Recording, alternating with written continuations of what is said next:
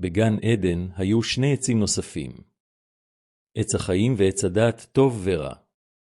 אלוהים אמר שאם אדם יאכל את פרי עץ הדעת טוב ורע, הוא ימות. יצור רוחני משכנע אישה לא לציית לאלוהים. היא אוכלת את פרי העץ ונותנת אותו לגבר. אלוהים גוזר עליהם דין ומגרש אותם מגן עדן, וגם מבטיח שיבוא צאצא שיבטל את תוצאות המרד שלהם. השלכות היציות מחכות לגבר ולאישה. חטא ומוות. אלוהים אמר שהאדם נברא מעפר וישוב לעפר. כאן אנו רואים את התשובה לשאלה. מה קורה לאדם לאחר המוות? אדם מפסיק להתקיים, גופו מתפרק.